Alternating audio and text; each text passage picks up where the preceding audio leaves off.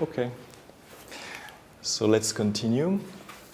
Somebody asked me for a reference for the class. So for this chapter, I'm not following strictly one reference, but there is one reference which I can give, which is a book by Lovas and Plummer called Matching Theory.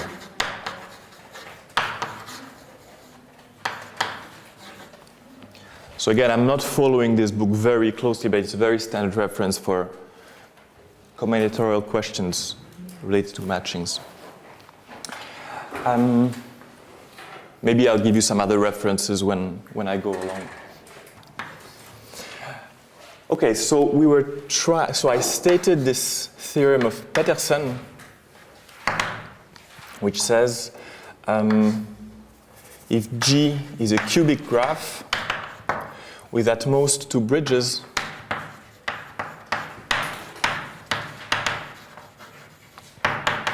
then it has a perfect matching.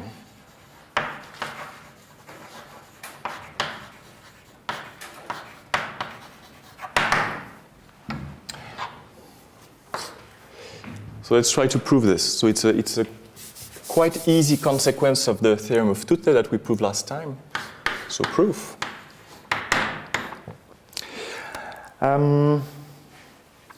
Okay. So we're going to, let's assume G has no perfect matching.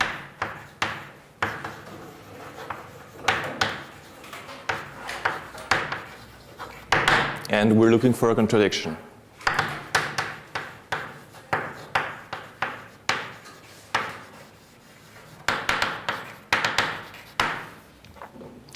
Okay, so by Tutte, there exists S V of G such that the number of odd components here is greater than S.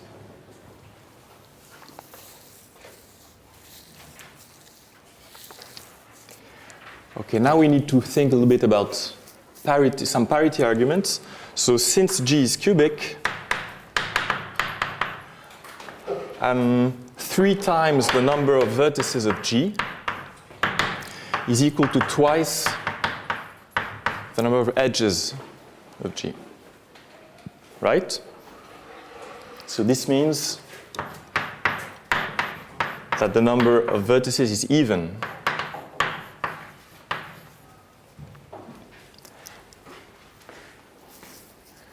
Okay. Now let's look at CO of G minus S plus S. This has the same parity as the number of vertices of the whole graph. Okay, each even component contributes nothing, contributes 0, each odd component contributes 1, so that's true. Okay, so if we look at both these things together, this implies that these two have the same parity.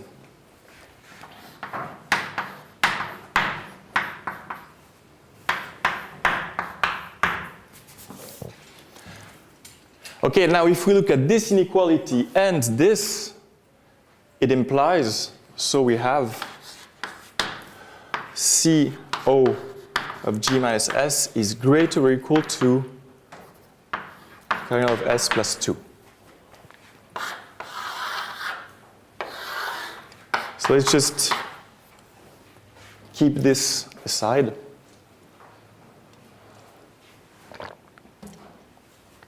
Okay.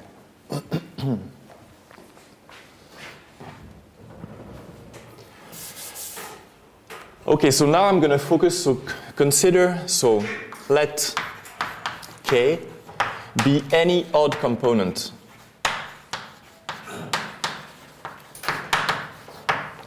of G minus S.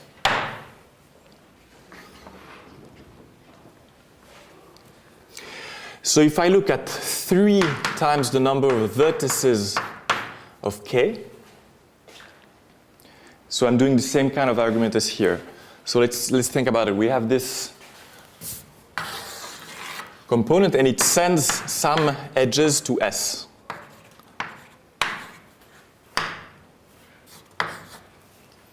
Okay. If we count 3 times the number of vertices inside plus the number of edges it sends outside,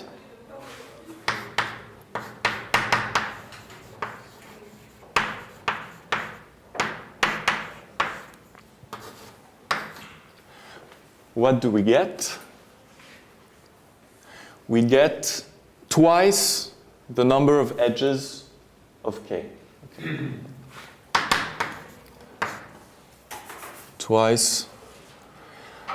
Well, I should not say number of edges in K. It's twice some number of edges. It's number of edges in K and plus these ones, plus twice some number of edges. But the bottom line is, this is odd. So this is even. Therefore, this is always odd. So that was the bottom line here. So each odd component of G minus S sends out an odd number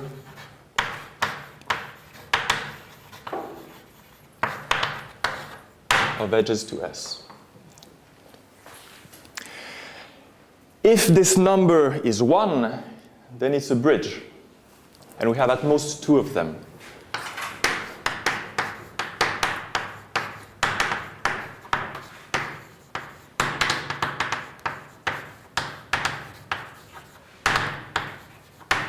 We have at most 2 of them. Hence, all the odd components, all these odd components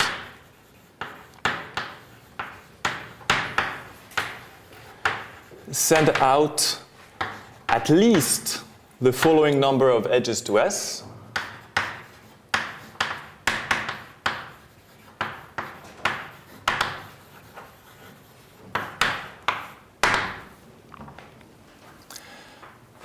So how many? So at least 3 times CO of G minus S minus 2 plus 2. Right? So in the worst case, what can happen is that you have 2 of them that give you bridges, and that all the remaining ones have 3 edges going out. Okay. So what do I get? This gives me 3 C0 of G minus S minus 6 plus 2, so minus 4. Okay, now I use this inequality here.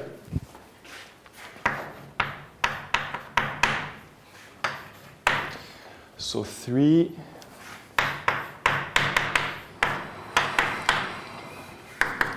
and I get 3s plus 2. And this is a contradiction. Do we see why?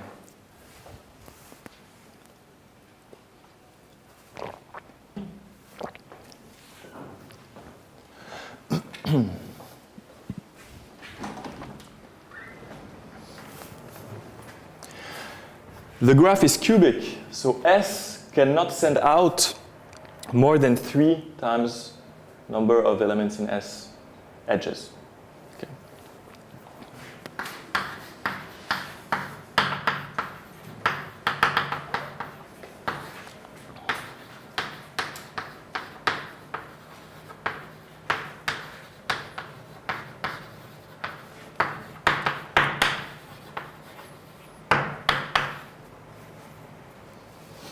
Okay?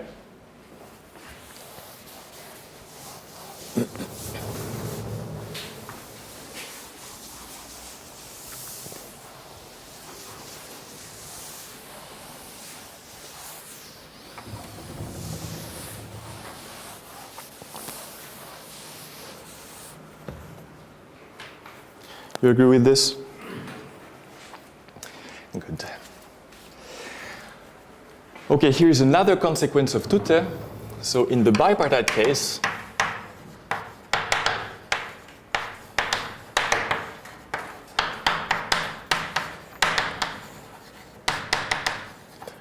tutte implies the following classical theorem.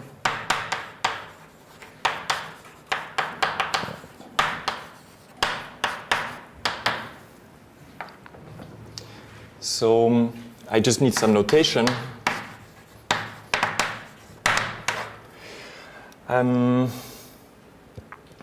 Okay, so if I have X, a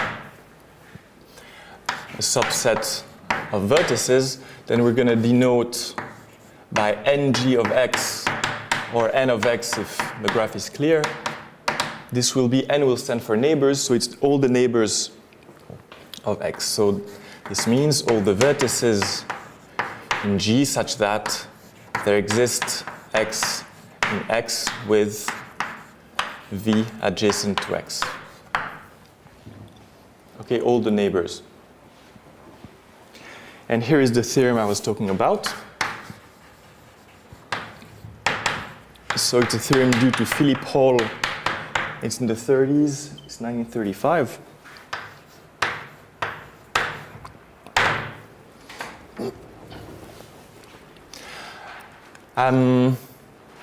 Okay, let G be a bipartite graph.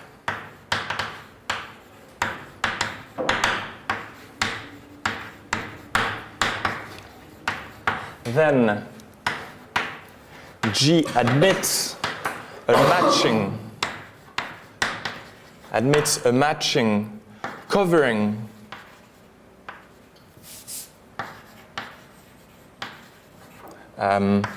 W, so let's say all the white vertices, if and only if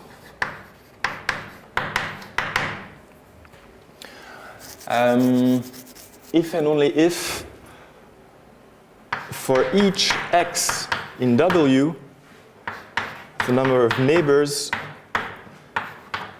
is greater or equal to the number of elements in X.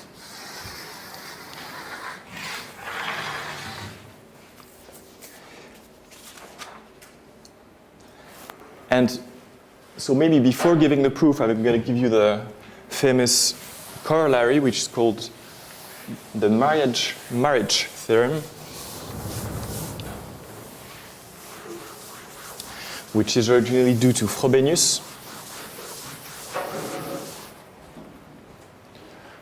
So, as a direct consequence,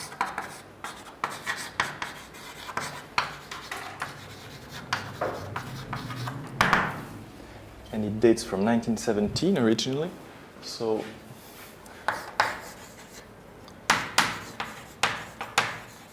the marriage theorem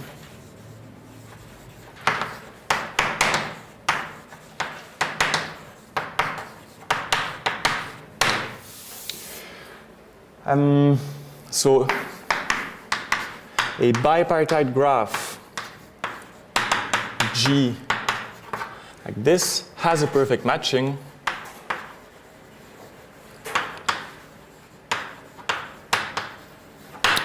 if and only if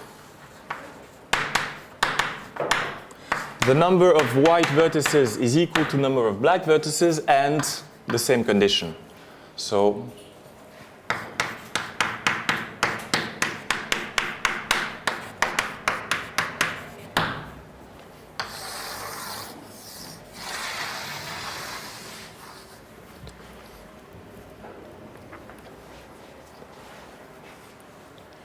and I think this is clear, right? As a consequence of this one, that's obvious. So if it has a perfect matching, then obviously you need to have the same number of white and black vertices, right?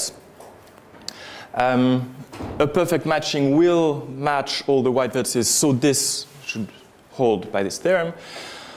Conversely, if this condition holds, then you cover all the white vertices. But if the number of white and blacks are the same, you cover also all the blacks. Right? So that's That's really a direct consequence. And do you understand the reason of the terminology, marriage theorem, right? So, remark.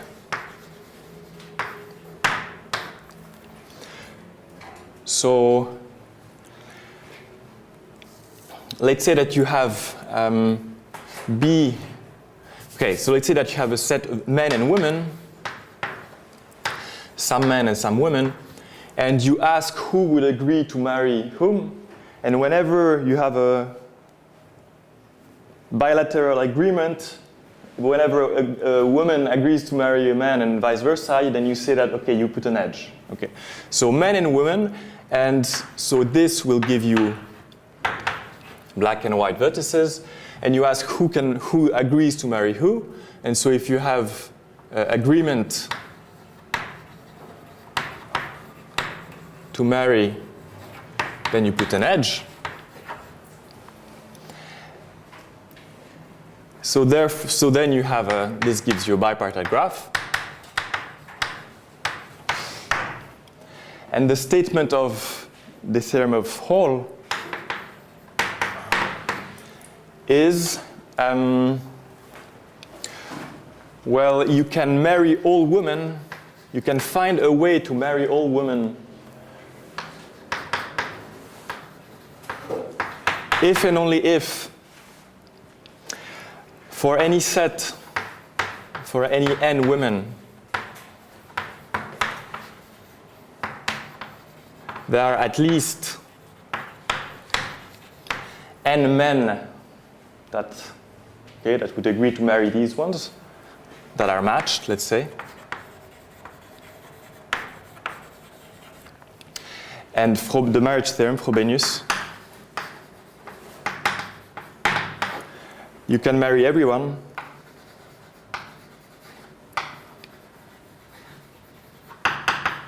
if and only if this holds and you have the same number of men and women, obviously.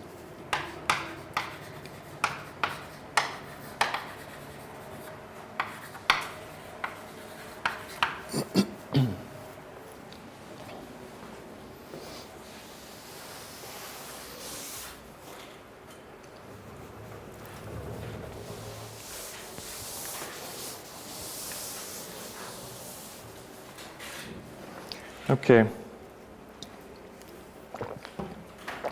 Probably nowadays this should be called the Tinder theorem, right? Rather.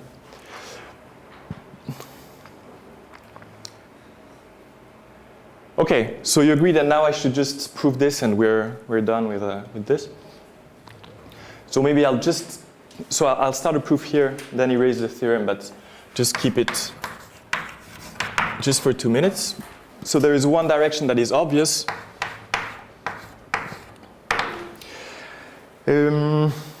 Okay, so if we have, if M is a matching covering all vertices of W, then for any X in W, we have a map that goes from X to n of X, and so to a vertex X you assign the adjacent vertex that is matched by M. Okay, so the V matched to X by M. And since M is a matching, this is an injective map, and therefore the number here is less or equal to the number here.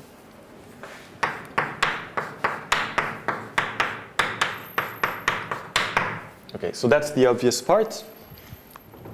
And for the converse, we're going to use Tutte.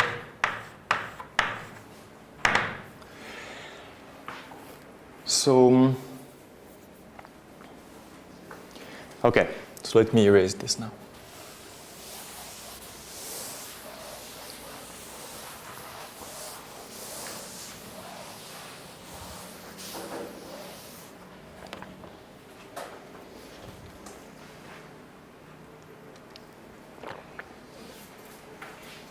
Okay. So we have this bipartite graph.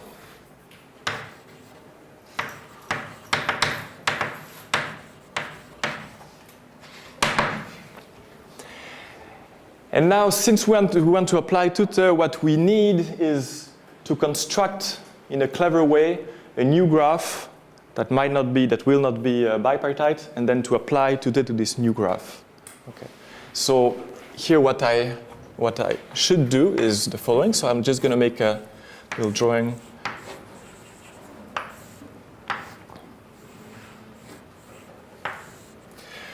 So let H be the following graph.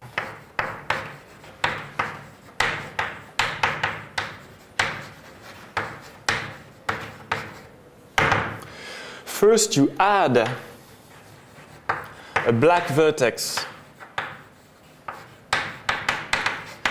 if the number of vertices in G is odd. The number even, you don't do this. And then you just link all the black vertices together. You just make a complete graph out of all the black vertices. And then link all the black vertices together.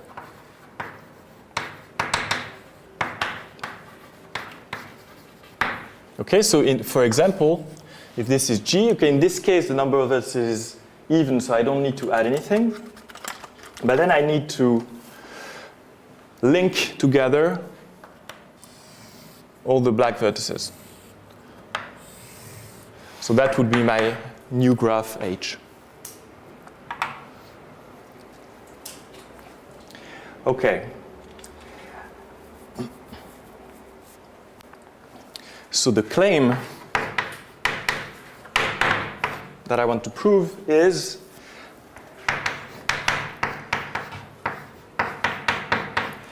if I have the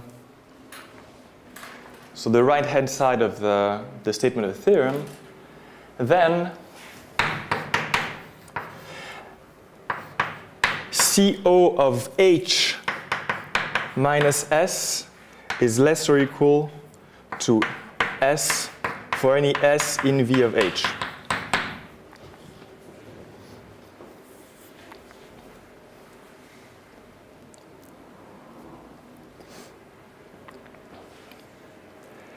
And then I would be done. If I prove this claim, I'm done. Why? So this implies the theorem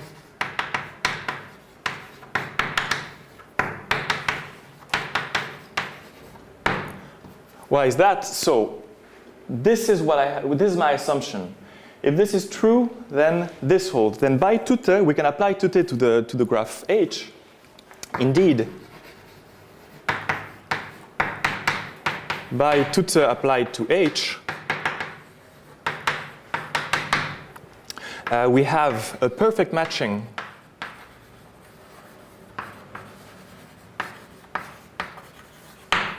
M on H. Then what do? You simply look at the restriction of M to your graph G, and this gives you a matching of all the white vertices. Okay. The restriction of M to G is a matching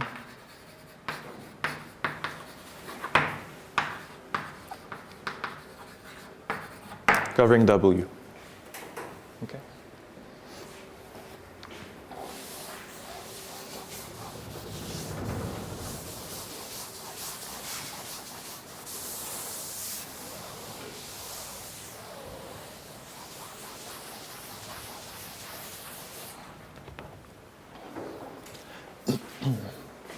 So let's prove the claim, and actually, so we're gonna prove it by way of contraposition.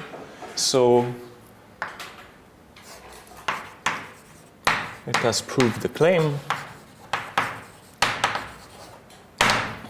by contraposition.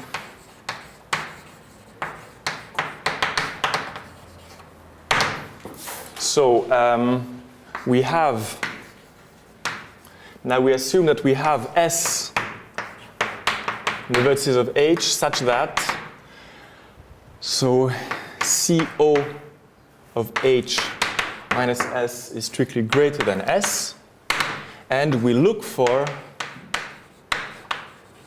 X in W such that NG of X is strictly less than X.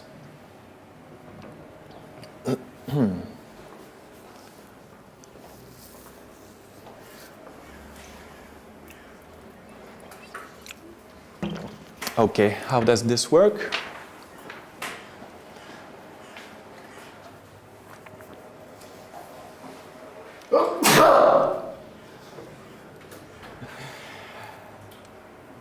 Okay, so let's remember that in H, all the black vertices, they link together. So all the black vertices are linked in H. Therefore,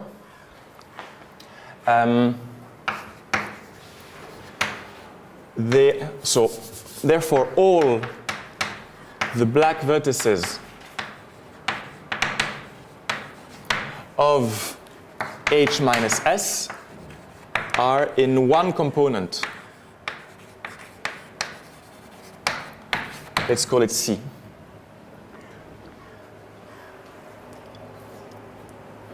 Okay, so we have one component C, one big component C.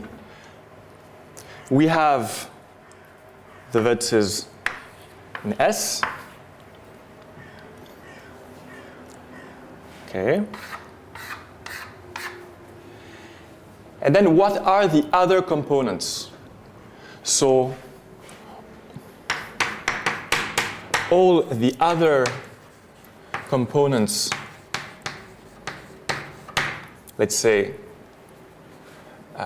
components of H minus S are white singletons, white vertices. Why? So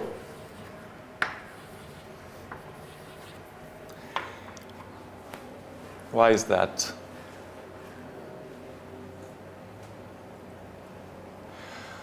Well, they cannot be linked together because the graph is bipartite. Well, you never have vertices between edges between white vertices.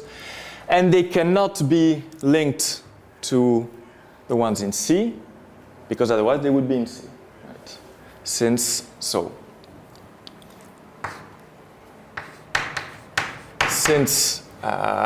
they cannot be linked to other whites, nor to blacks. Okay.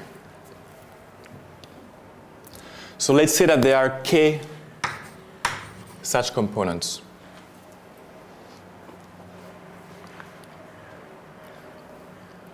Okay, so now let's count. So we look for X here like this, so I'm going to set X to be equal to these k white vertices. And we just want to check, what we need to check is that NG of X is smaller than X, which is K. Okay. So how does this work? Now we're almost done. So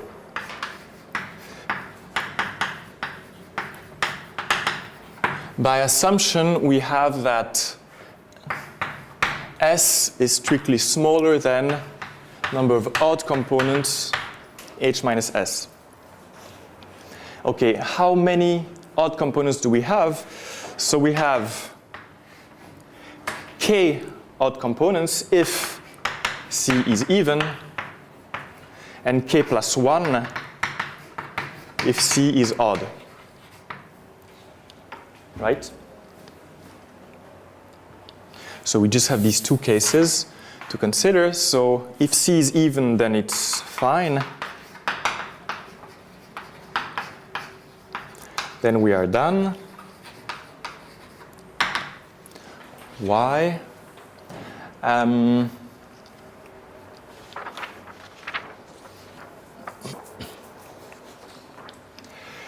You just notice that n g of x is included in S. So these white vertices, the only neighboring ones are in S. So this means that the number of neighbors of x is less or equal to the number of elements in S, and this is strictly less than k, which is equal to number of elements in X. So this is fine. And there is one last little argument in case C is odd.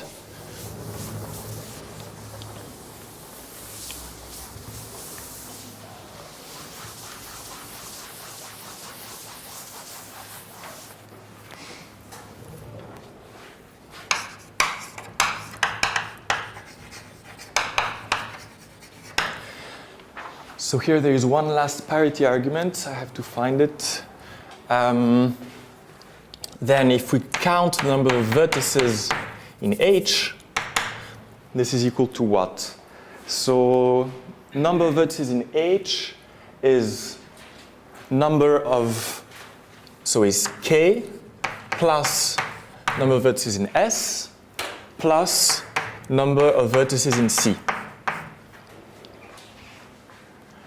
Now we assume that this is odd.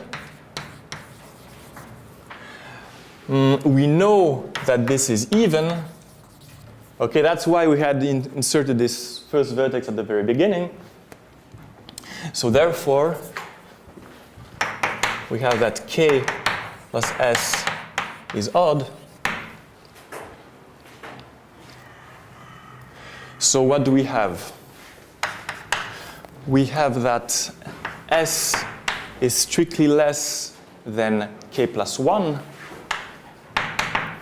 and that K plus S is odd.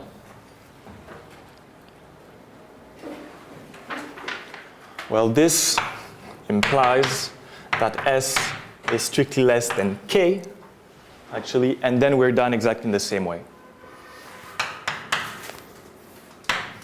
So, done as above.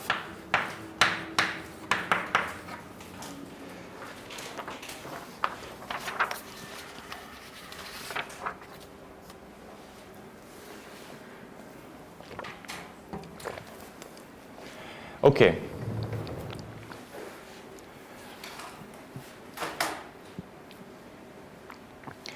Okay, so we're done with the consequences of Tutte's theorem. You have some other in the homework sheet. Now what I would like to do is something a little bit different. I would like to give you another proof of the marriage theorem, of Frobenius theorem, but it's going to be a proof that is completely different, and that it will be an occasion for me to introduce something that will come back in this class very often. It's an interplay between combinatorics and linear algebra. So we will now give a different proof of Frobenius theorem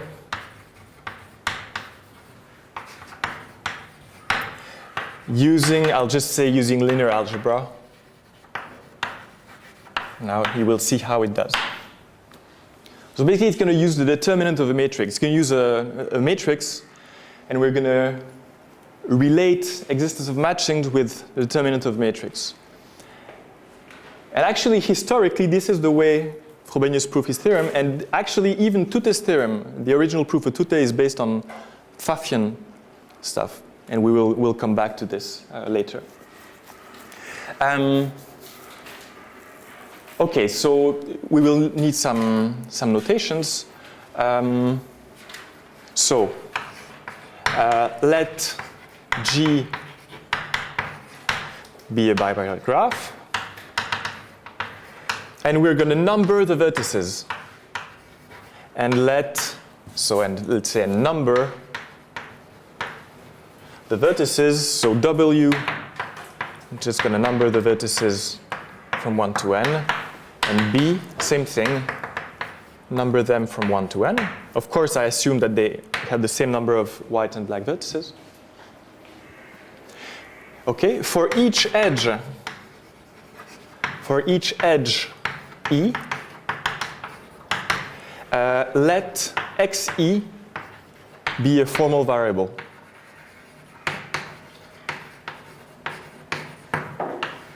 And set x to be all these variables. Okay.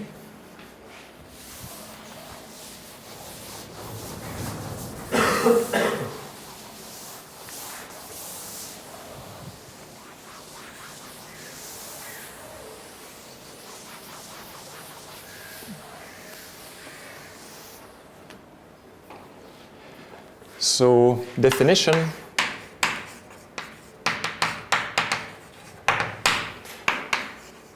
the associated weighted by adjacency matrix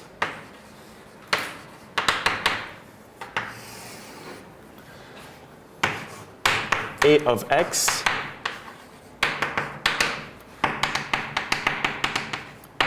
is defined by,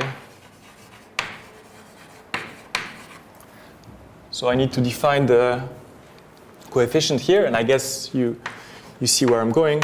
So Aij is going to be equal to the formal variable xe if the edge E links, let's say, Bi with Wj, and we set 0 if Bi is not adjacent to Wj. And maybe what I want to assume, even though, again, it's not so important, but I'm going to assume that it's a simple graph. Okay? It's really no big deal if you have loops or multiple edges. Loops, you just don't look at them. Multiple edges, you just make the sum here. But okay, we're just going to look at simple graph just to make it a little easier.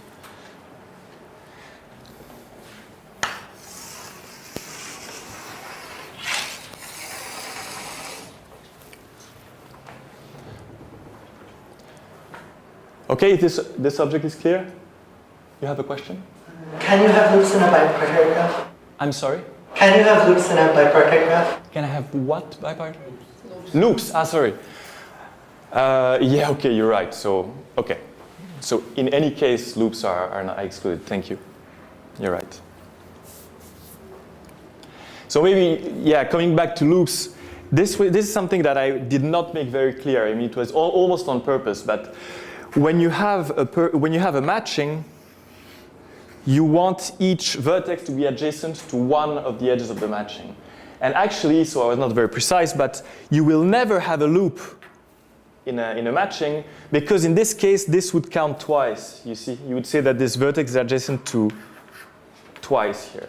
So I made it on purpose, not very precise, but in any case, loops are simply completely irrelevant in all our discussion here. So let's just, either you just assume there are none, or you just discard them. Okay, but thank you, you're right. So in any case, that was absurd.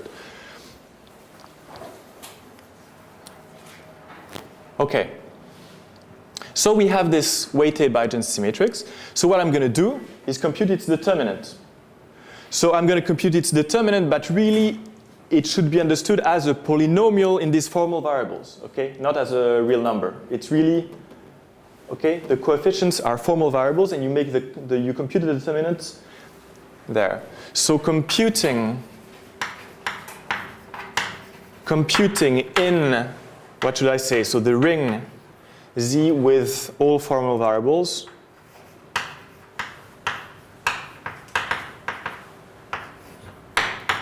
we have, so the determinant of A of x, by definition, it's the sum over all permutation of n objects, the signature of the permutation, and then A1 sigma 1, A n sigma n.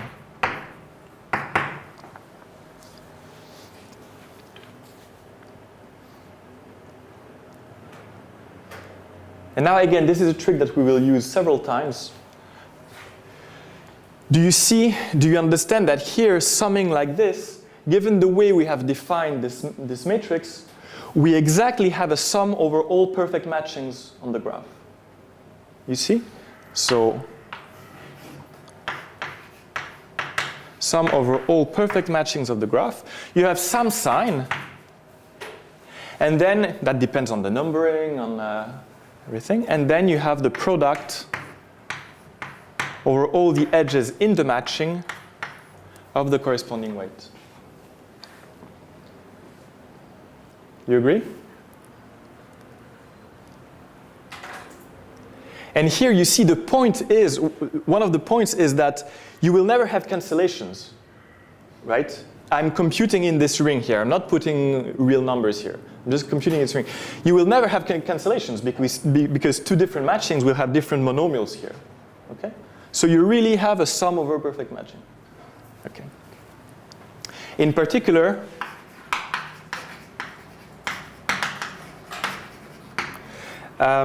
we have that G has no perfect matching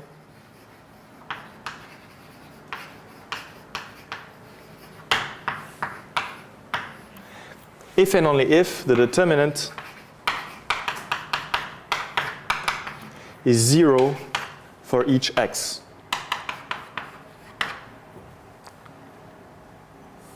Well, okay, here I'm not being very precise. So this, sorry, I should say, is 0 in this ring.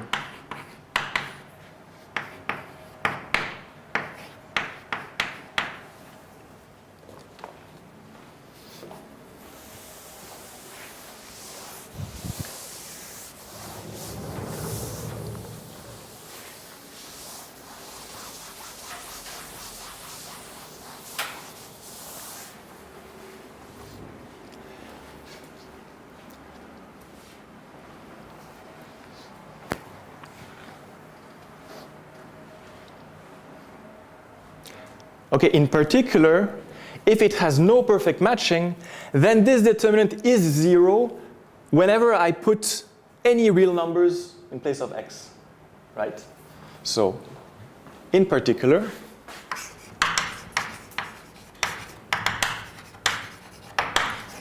if G has no perfect matching,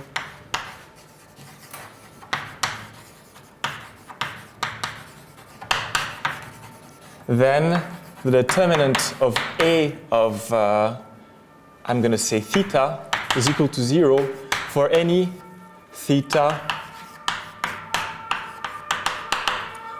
real numbers.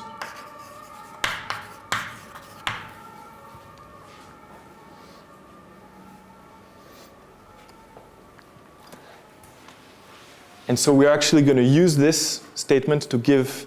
So we're going to make the break now, and in 15 minutes, when I resume, I'm going to give you another proof of Frobenius theorem that is going to be based on this observation. Okay.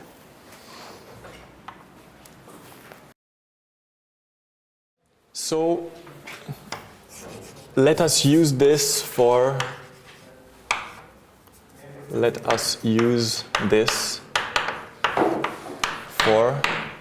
a second proof of Frobenius theorem.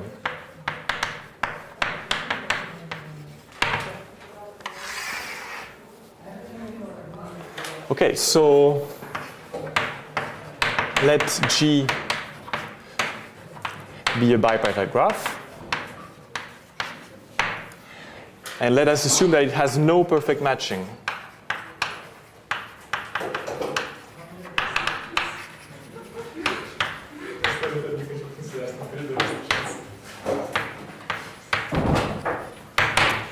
Now we are looking for, so we look for x in W such that this is smaller than this. Okay, so that's the contraposition of the hard part of Frobenius' theorem, the hard direction. Okay, so it has no perfect matching, hence we can look at this matrix, and what we're going to do is, so let theta equals theta e be algebraically independent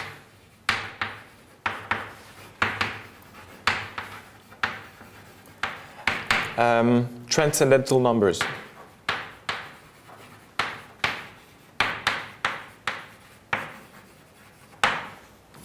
Okay, what this means is that if you have P,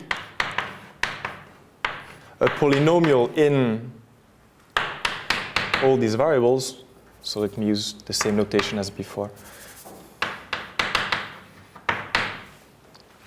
and P of theta is equal to 0, then P is 0.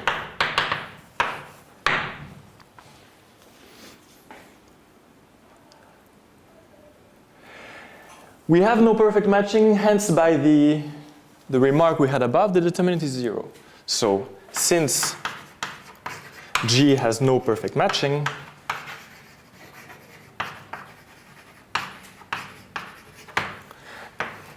the determinant, this is 0. Okay.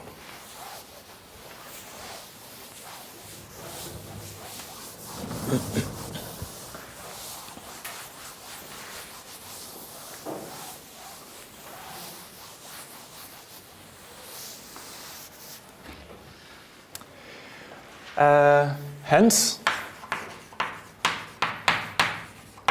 the columns that I'm going to denote by A1, AN are linearly dependent.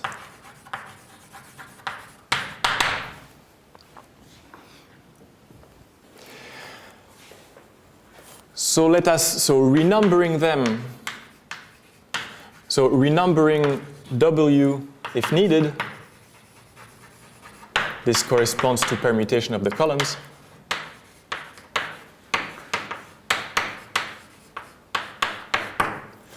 And let us say that for some k in 1 in n, we have that A1 until AK is a minimal family of linearly dependent columns. That is to say, A1 until AK minus 1 are linearly independent, and AK can be written as a sum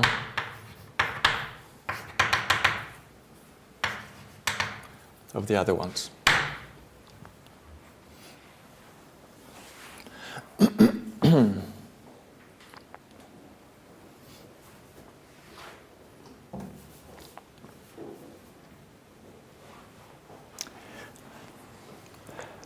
Okay.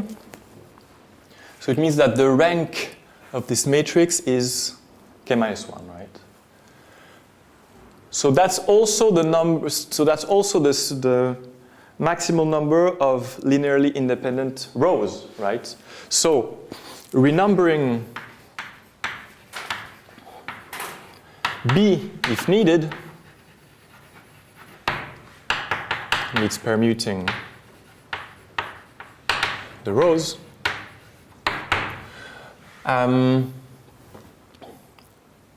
The first k minus 1 rows of A are linearly independent.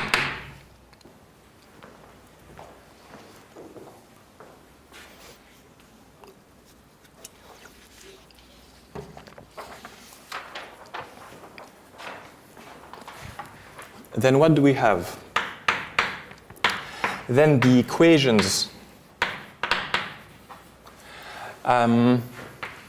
So I'm going to write all the indices here. So we have A I k equals sum this one lambda j times A ij. So we have these equations for I equal 1 to k minus 1.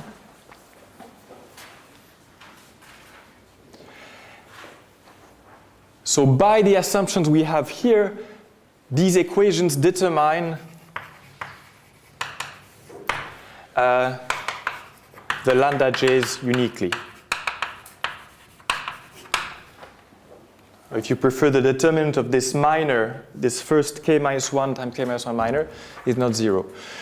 So what does it mean? So it means that we can write, so by Cramer's rule, we can write the lambda j's in terms of the aik and in terms of the aij's here.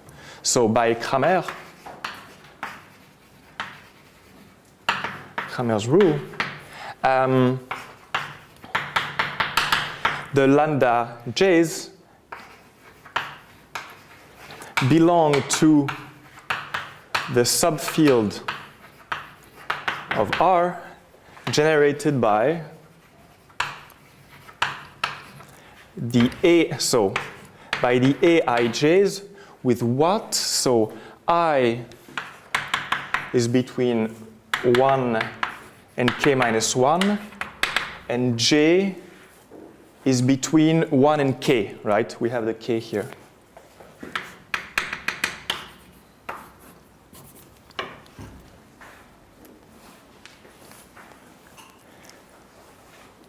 Okay, in particular, so this means if we just set I equal k, so now if we set I equal k here, we have that akk is equal to the sum j equals 1 to k minus 1 lambda j aig.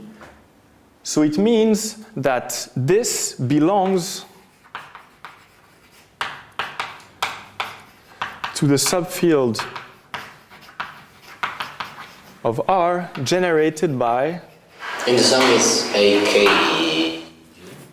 I'm sorry? In the sum? You're right. So here, this is okay. Thank you. Thank you. Okay. So it means that this now belongs to the subfield of R generated by the aij's with I, so going this time from 1 to k, j going from 1 to k, but ij different from kk.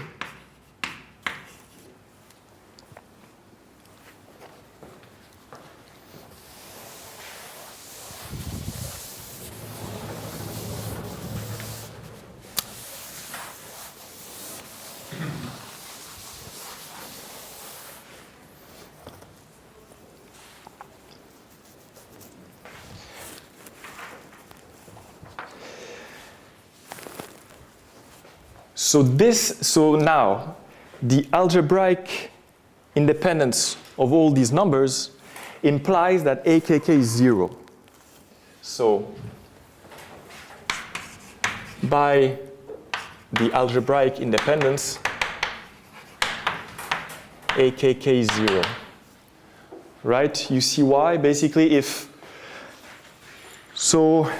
otherwise, you write akk as, so if it's in this subfield, it means it's a rational function of these two. So it's like f of these variables over g of these variables. And with this, you cook up a polynomial that does not vanish in all these variables, if akk was not 0.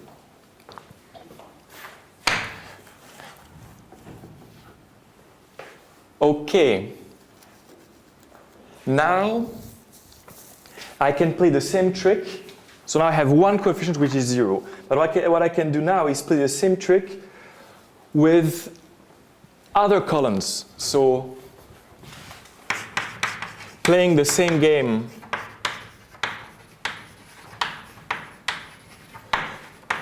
with any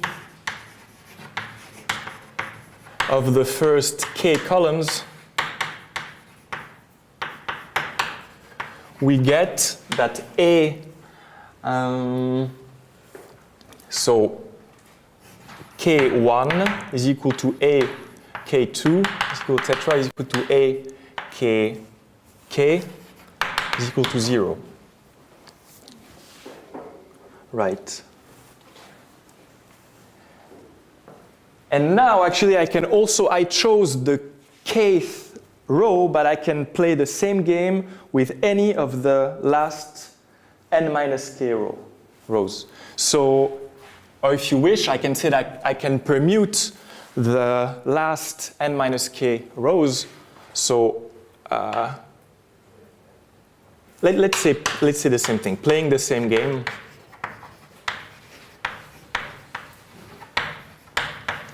With any of the last, so of the rows k plus 1 until n, we get that actually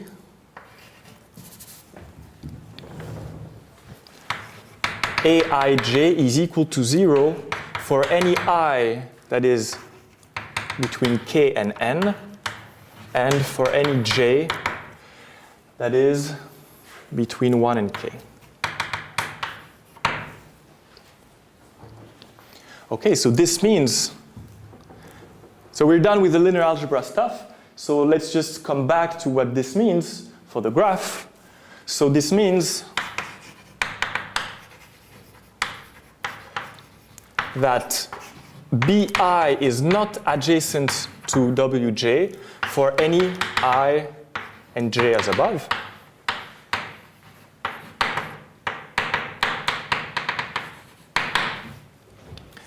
Okay, so now let's set x to be these W1 until Wk. We have that the neighbors of x, so we know that these bi's, k until n, they are not neighbors. So the neighbors of x, they are included in b except bk until bn. That is, they are included in b1 till bk minus 1.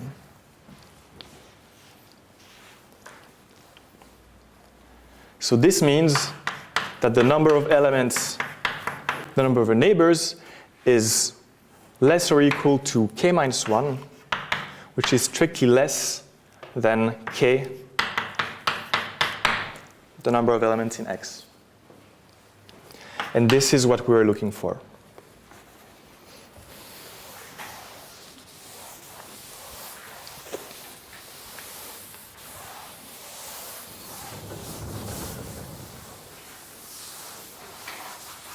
So again, historically, that's the way Frobenius, well, I don't know if it's exactly the way he proved it, but he proved it using the determinant of this matrix. And again, Tutte himself, he worked out the proof of this theorem using Pfaffians. We'll talk about these Pfaffians in a couple of weeks. So I don't know which kind of proofs you prefer. The purely combinatorial ones are the ones where you have nice interplay with linear algebra, but I wanted to give this one as well so that you have an idea. I'm almost done with this chapter, well, with this first section, but I just want to make a remark.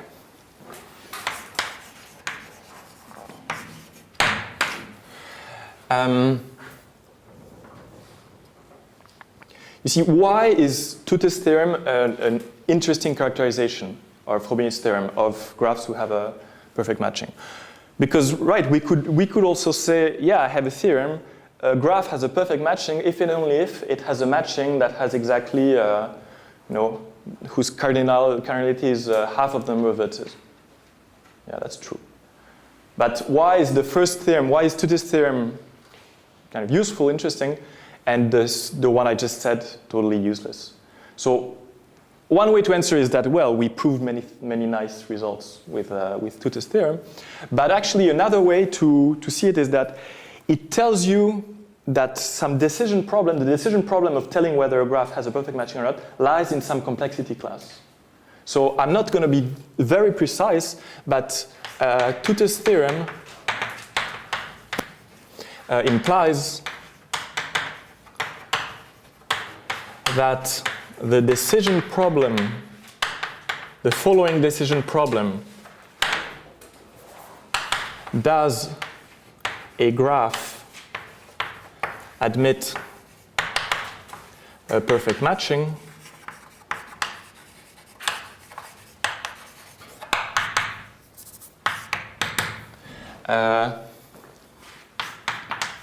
lies in the complexity class NP, which stands for non-deterministic polynomial time.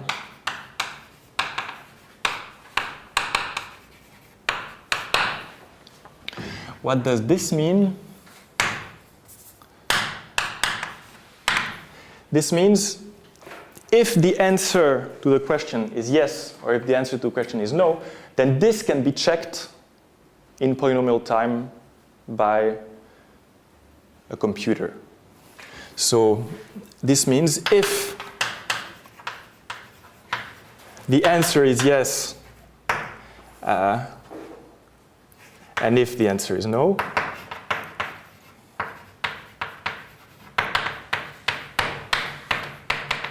this can be checked. So the answer can be checked in polynomial time by a computer.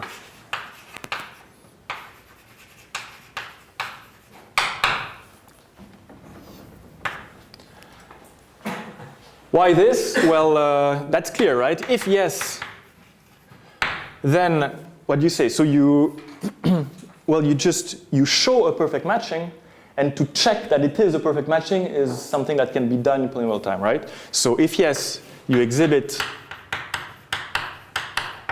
a perfect matching. So this is anyway kind of trivial.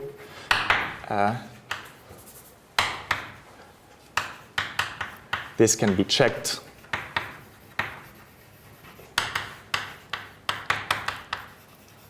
Okay, you just take each vertex and you check that it's adjacent to exactly one. Okay, it's fine. And if not, well, what do? You exhibit S in V of G such that the number of elements in S is strictly greater than C0 of G minus S. And again, this can be checked, okay, checked easily.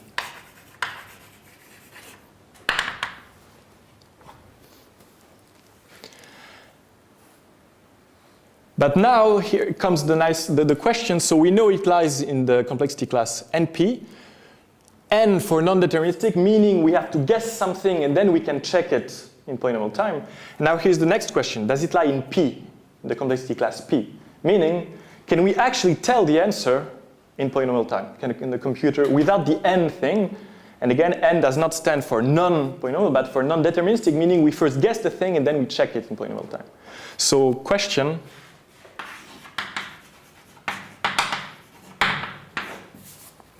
does this problem lie in P? That is, can a computer give the answer, not check that the guess is correct, can a computer answer the question in polynomial time?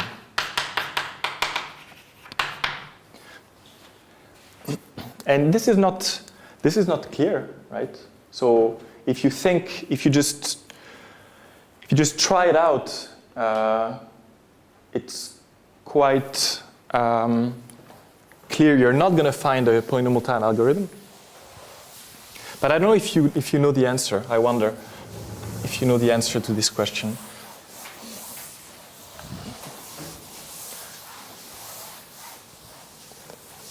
So does anybody know if there is a, you know? I mean, I know there is, but I don't know the algorithm. Yeah, okay. I think it doesn't use the theorem, does it? No, it does not use the Tutis theorem, you're right, yeah. So basically this is the subject, so this is the subject of the next section.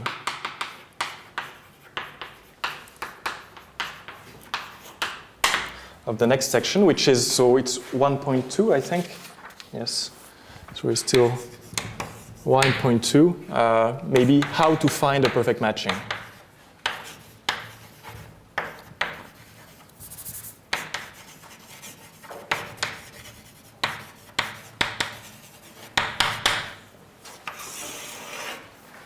So the first question was, does it admit a perfect matching?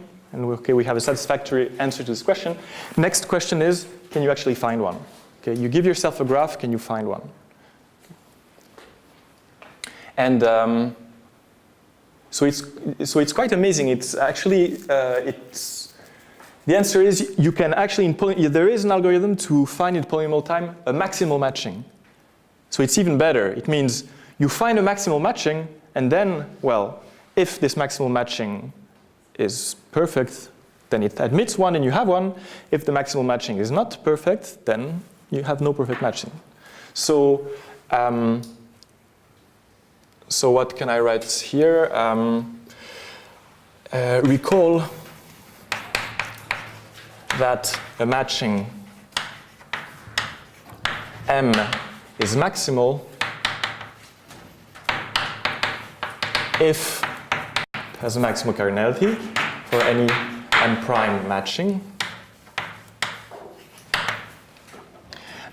Note that M, so a maximal matching is perfect if and only if its cardinality is half of the number of vertices. Hence,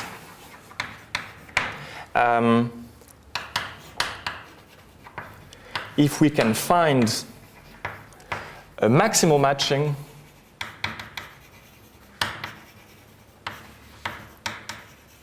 say in polynomial time, then we answer the question. We do a little bit better than this, but okay.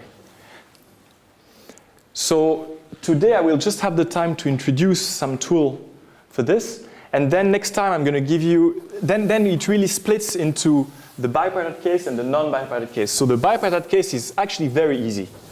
It's amazing. So it's an algorithm that dates back from the 30s, basically.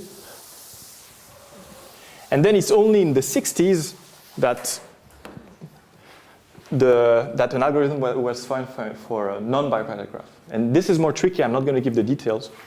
But OK. So for today, I'm just going to introduce some tool. OK, so terminology.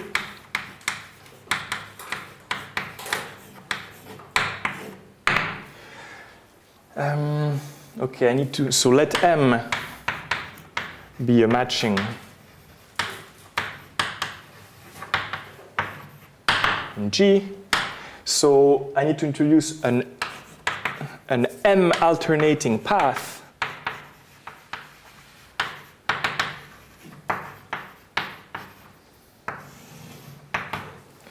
so that's a path in G is a path in G where edges in M and not in M alternate. Okay.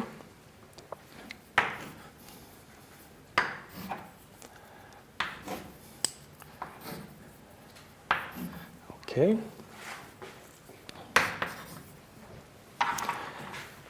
And then an M augmenting path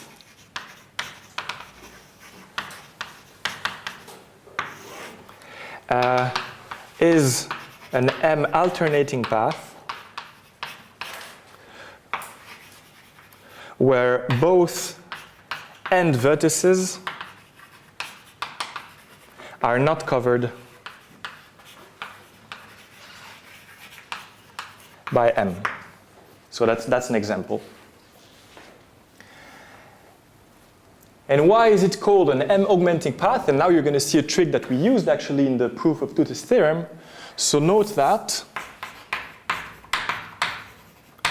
if P is an M augmenting path,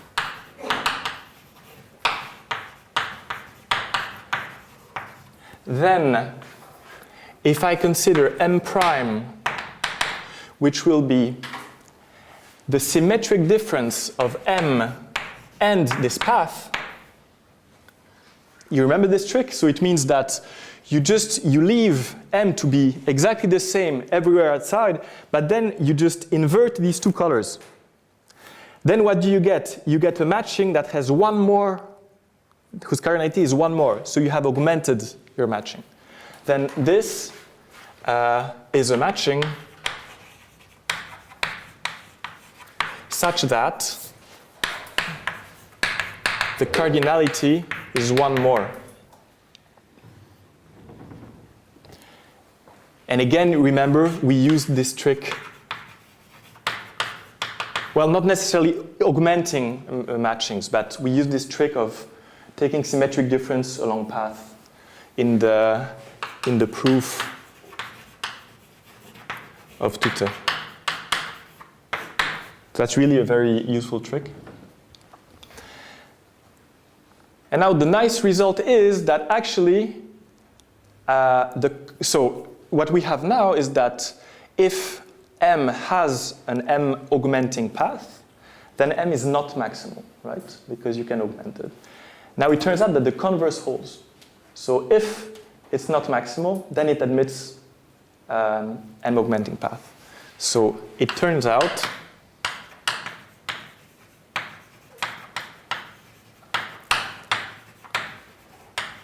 that the converse holds. This is a theorem which is due to Berge.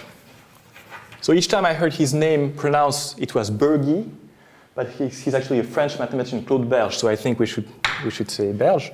So Claude Berge theorem, 1957.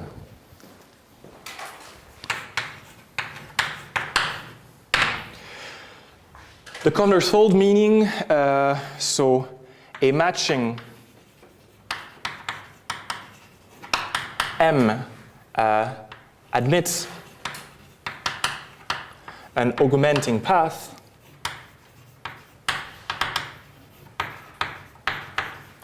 if and only if it is not maximal.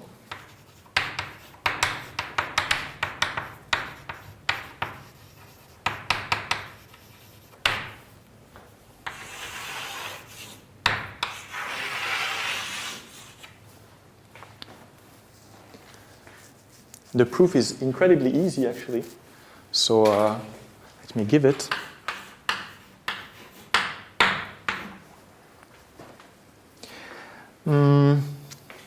Okay, so what have we already proven? So if it admits an augmenting path, then it's not maximal. This is clear. Now let's look at the converse. So let M be a matching that is not maximal.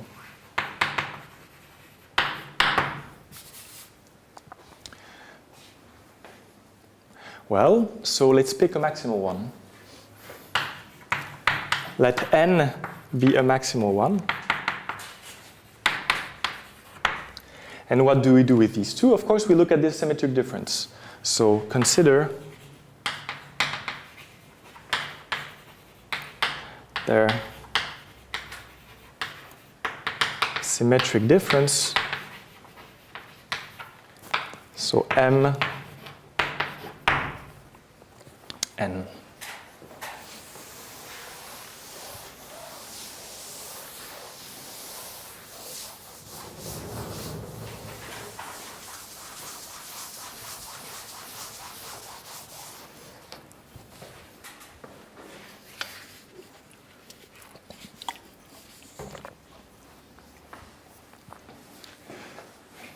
Well, okay, so we have matching, so it means that each vertex is adjacent to at most one of the edges of both. So we can look at the connected components of these things, and the connected components, they will be of different types. We will either have path or we'll have cycles, right? So the connected components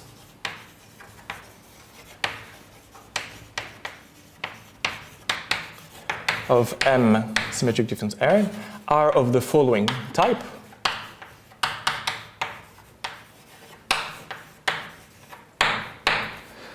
So the first type is a cycle where you have these edges that alternate.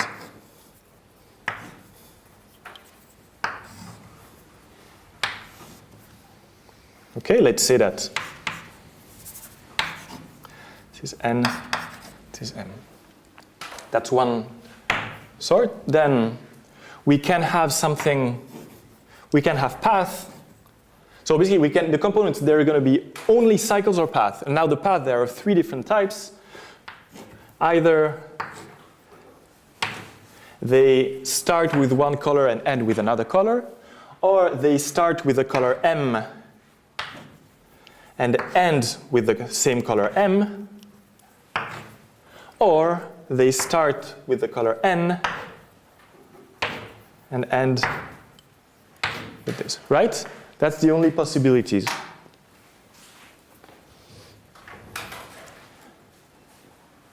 And now, do you see now we're done. You see why? So M is not maximal and N is maximal. So it means that, so since N is greater than M, we necessarily have at least one component like this, right? Here they have the same number, here they have the same number, here M has one more, so we need at least one component like this, and a component like this is an M augmenting path. So there is at least one component of this form, and this is an M augmenting path.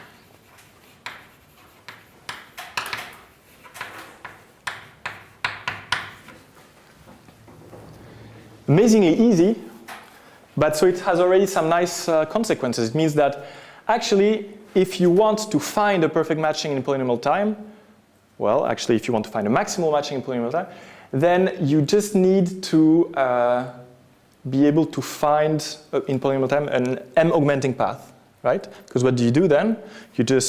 You look for an M augmenting path, and if you're able to say in polynomial time, well, either it has one and here it is, or it has no, then if it has no M augmenting path, it means it's maximal and you're done. And if it has one, well, you just change it along this path and then you redo your stuff, right?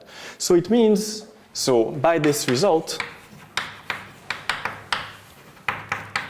the original question boils down to the following one.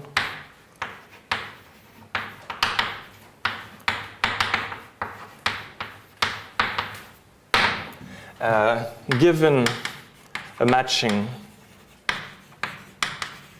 M,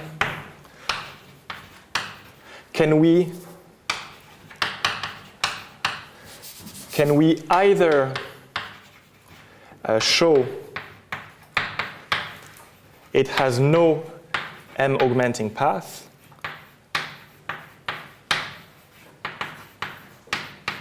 or exhibit one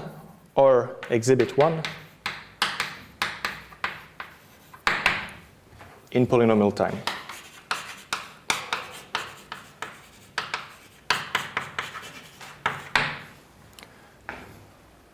And if you can do this, then you solve the original question. Okay.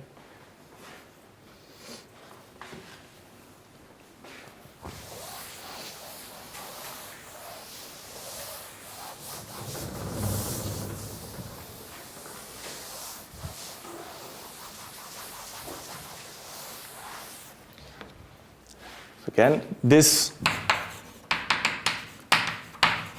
yields an algorithm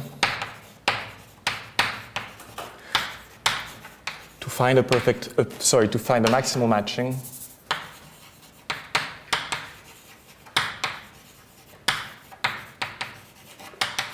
in polynomial time. And okay, as I said, so I'm not going to go into this now, I think. It doesn't make sense. But basically, the answer is quite easy in the bipartite case and quite difficult in the general case. So actually, the answer is much easier in the bipartite case.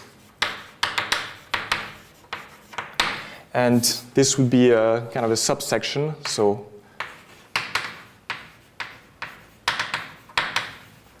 bipartite case, it's called the Hungarian method.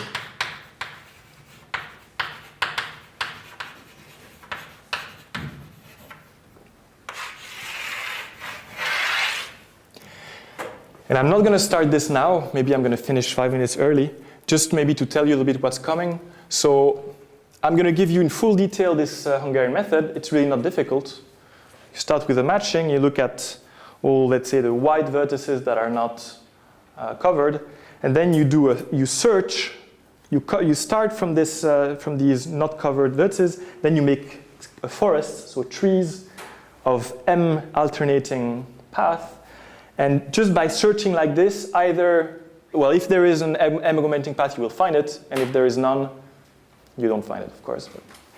And so this is really easy. So I'm going to do this next week. And then it turns out in the general case, it's much more difficult. There is an algorithm due to Edmonds, a very famous one. And I'm just going to say what changes, but I'm not going to prove anything there. That's going to be the end of this section. And then I'm going to ask the last question of this chapter. That is, can you count perfect matching on a graph?